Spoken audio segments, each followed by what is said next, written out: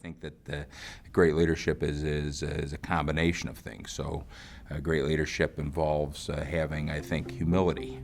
Okay, you need to realize and be able to acknowledge when you're something less than correct. Okay, great leadership involves having a reasonable sense of humor. If you don't have humor, then you're typically staunch, and that means, in my mind's eye, you're not too pliable, which means you're inflexible, and that is necessary for great leadership.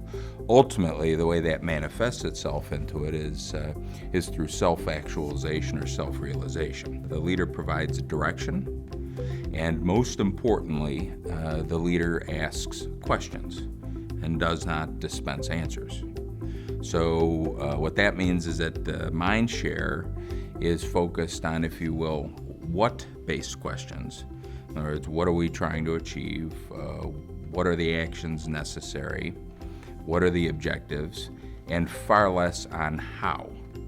So how are we going to do this? Well, that's for the person that's in that area of responsibility to figure out.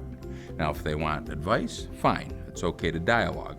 But to stipulate and specify, no. So when folks walk in to your office, often they're looking for answers. Sometimes they're looking for answers because they're perplexed, and ultimately it requires a little bit of deeper thought.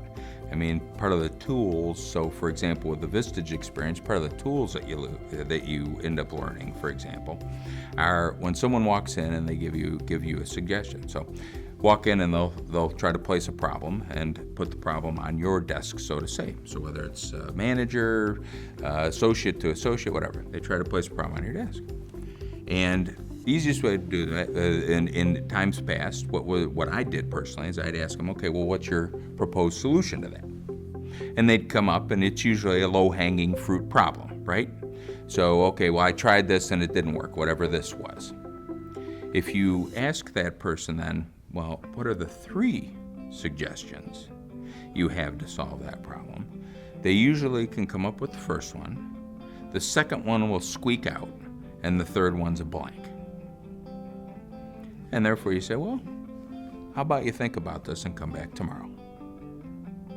And it's a very powerful tool to drive deeper thought. And once the person thinks deeper, what happens is 2 things. Number one, they usually come up with a pretty doggone good solution, or something that certainly can be molded.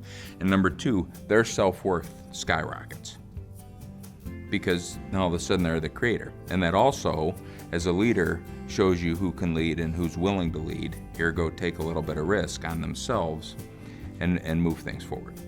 So it's those types of things that over time Vistage has helped me learn, and those techniques prove very useful. They're very simple, but until you practice them, the power is not realized until they're actually put into action.